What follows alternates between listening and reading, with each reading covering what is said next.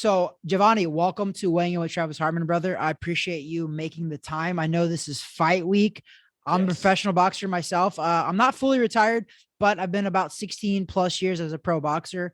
Also, huge amateur career, 170 amateur fights. So Oh I yeah. know what fight week looks like, and it's kind of crazy, especially locally, bro. That's what I want to talk to you about. I know that you're fighting July 23rd, which is this Saturday, at the Crib Royale.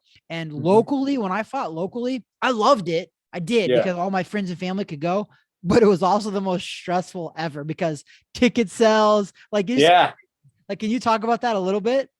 So I'm lucky to have the team that I do have. So I have my father and my uncle and also my cut men. They all are my trainers. We all train together. So I have a good team behind me. But for the ticket wise, I'm lucky to have my mother. My mother handles all that. She has her little notebook about tables, about VIP, ring table, all that type of stuff. She keeps in track of that. So I'm lucky I don't have to do too much work other than post it, ask people if they have tickets already, if they want to get tickets, DM my mom. So she helps a lot. Yeah, bro, Takes that's a out some of the blessing. stress. That's a blessing Yeah. for sure to have that. You'd got to have that though. And that's what I think that most people don't understand is when you're first starting your pro career and you're still in the infancy. I mean, what are you 7-0, right? Yeah. 7-0. You're 7-0. And what people don't realize is that we're still in the infancy. You're building your professional career still. And you Exactly. need all this support, all this help, all these ticket sales. Every single ticket sale matters. Like, Yes. because you're trying to get to that point to where you are on national TV, you're selling out pay-per-views, you're selling out stadiums like Madison Square Garden, things like that.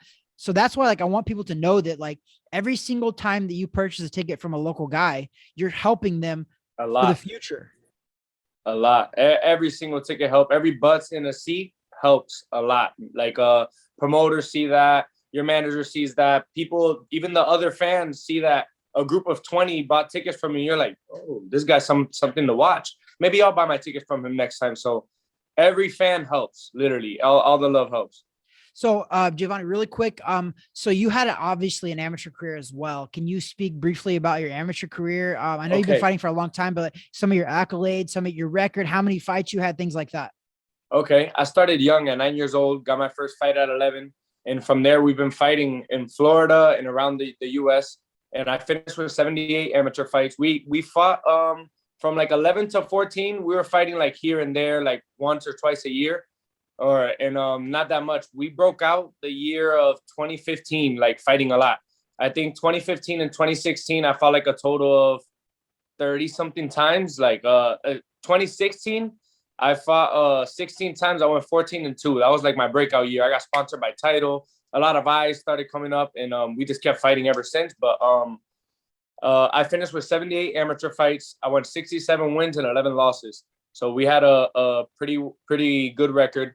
The last 5 years, so from 2015 to 2020, until I debuted, I was number one in Florida for those 5 years in a row, and then number one in Region 3. So we won all the Junior Olympics and states that we had to over here. That's awesome. What, at the end of the day, when you guys were finished with that, what ended up making you make that decision to turn pro? Because I know you said your dad is in your corner. Your dad's your trainer as well, right? Yes. Yeah. So my dad was my trainer as well, from amateur all the way through pro too. So, like, I feel you on that. I love that. Yeah, So it's great. what was the conversation that you guys had from your last amateur fight into making that decision to turn pro? We were thinking about it. I want to say for like the last, like it wasn't the last fight. It was the last tournament. That was like, all right, this is gonna be our last tournament. If we don't win number one in this national tournament, let's go pro. Team USA has their favorites. Other teams have their favorites. So if we know we're not gonna get on that team, let's go. Let's make the jump. There's no point in staying another 3-4 years. So we fought like after that tournament. I think we lost on the second day out of like 4 or 5. And we chose that to be as like a sign. That was my last loss, and I fought like 3 more amateur fights. And on the last show, it was an undisputed show. Our last show was a undisputed amateur pro show, and I ended up winning that last amateur fight. And on that mic, I said, listen, we're gonna take our talent to the pros, and we did it. We went pro with undisputed on that We're, fight. we're taking our talents to Central Florida. Yeah, right. You pulled the LeBron, except you're going to Central Florida. No, Exactly. but that's awesome, bro. Congratulations, one, for being professional. Congratulations on a very good amateur career as well, because Thank I you. speak this to everybody, and I truly believe this. I don't think an amateur career is a must, but I do think if you do have one, it's Yeah. extremely important, because I think it's going to make you last in the pros a lot longer, because you already have that base to build off of. Your talent is obviously there. I mean, you've been fighting since you were like 9 or 10. So like, that's obviously there. So also you mentioned title boxing. I love Yeah, title boxing. So I I do actually too. was born and raised in Missouri, which is where title boxing headquarters is at. Oh wow, So Doug Ward, I've known Doug Ward since I was like 10 years old. he's And an I don't want to say awesome how old man, I am bro. right now, but I'm a lot older. So I've known You him got a a long couple years, time. a couple years. Yeah. So Doug Ward is phenomenal. So that's why I love the fact that you guys are with Title, and you represent Title quite a bit correctly. Yeah, Yeah. So I very, love very. that. I love that title boxing, they're one of the best in the business as well. I love that your family surrounds you as well. That's awesome, because I think that your dad is always going to have your best interest, and he's always going to want to keep you safe more than anything. Yes. And that's the important thing, bro. In the pros, make sure that you always have people around you that not only care about making money, but also care about your well-being. Okay. So like, you have your dad, always have your dad around, bro.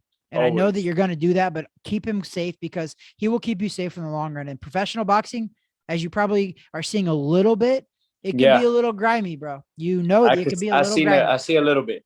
Yeah. So, and it's good. Keep that there. Keep it a little bit, and keep your dad at the forefront. But also, who now have you signed with anybody as a management team as well? Yes. So So give them that shout out. Who's that? I'm signed with Victory Sports Management. They're from Las Vegas. It's my manager is Mike Leonardi, and here comes my dad. He just made a little guest appearance, but I love it. Victory Sports Management from Las Vegas, and his name is Mike Leonardi. Amazing guy, amazing family. I've met most of the teammates that I have on that management company, and they're all really, really cool people. Yeah, right on. So, and then now, have you signed with a promoter as well, or are you usually with the management team? So we did just sign with from a management company, and that's Box Lab Management. We just finished signing, I want to say, a month ago. Right on. And then now these fights on July 23rd, what promoter is that? Is that Undisputed? I want to say it's Box Lab. I want to say it's Box Lab and another promotion, but I can't think of the second promotion. Okay, I got you. So now, and then as you know, you had a long amateur career. What would you say is one of the biggest differences that you've realized from being amateur to professional now? I didn't know about all the like the prices and stuff like that. Like when I first, like on my first 2-3 fights of pro, I was like, this is how you get paid. You got to sell tickets to get paid. If you don't sell tickets, or if you don't have an amateur pedigree, or if you're not from here in Orlando, like where I was fighting out of, I'm not going to sell no tickets. I don't know anybody in Texas if I were to fight in Texas. So there's certain things. And if you do go to Texas as your first, second, or third fight, you might be the B-side fighter because you can't sell tickets. So luckily, I didn't have to go through that through these fights because of me fighting in my hometown. So that was an A-side plus for me. That's awesome. And keep that in check, because it's actually a very good thing to know. But like, so do you know who your opponent is for the 23rd right now? No, I think in either today or tomorrow I get the opponent for this July 23rd fight. So that's what people don't realize either, is that the most dangerous opponent when I was coming up was the TBA, to be announced. Yeah, last minute. Yeah, and you don't have much of a choice, because it's there's 2 days till weigh-in. We found you this opponent. It's either this or you don't fight. So sometimes you just gotta, all right, let me look up the video, and I gotta adapt. So good thing that my fight style kind of works with it. So I'm an orthodox fighter, but I switch southpaw. Sometimes it makes me more comfortable with the southpaw, turn southpaw, or stay righty if I can throw that lead right hand. So with certain fighters, you can adapt certain things, definitely. Yeah, I mean, I think your amateur background probably allows you to do that. Yes. A lot of people can't do that. So you can adapt early on in your career, and you're seeing that these last second opponents, they're very tough, but it makes it rough for a couple of rounds for sure. But then you figure them out because you're a smart fighter, but you also have amateur pedigree that helps you get through all of that stuff. So you're campaigning at 154, right? So I'm fighting at 147, but until we got to make a title weight and stuff like that, we're fighting at 150. So this July 23rd fight is going to be at 150. Okay, so you plan on campaigning at 147, the welterweight? Yeah, I can plan on staying at 147 as long as I can. Just any of the fights you see on BoxRec that are 154 or 153, it was supposed to be at 150 or 149, but last minute opponent can only come at 156. Yeah, I know. All right, I'll go up to 154. Yeah, I know how that works for sure, man. So that's awesome. Yeah. So right now you're 7-0.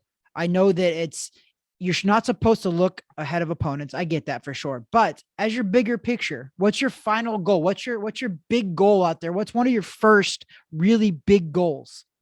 I think my first really big goal would be to get a belt. It doesn't have to be a WBO, WBC, something very big. But even if it was intercontinental or something Latin American, a belt would be first choice.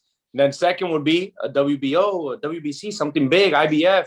And then after that, obviously the main goal for every single boxer is all of them, undisputed, to get all of them. That's the last goal out of everything. And to just create a legacy. Right. So also, who is one of your favorite fighters / like kind of a mentor professional boxer right now? Okay, so one of my favorite fighters to watch, other than his last fight, was Canelo.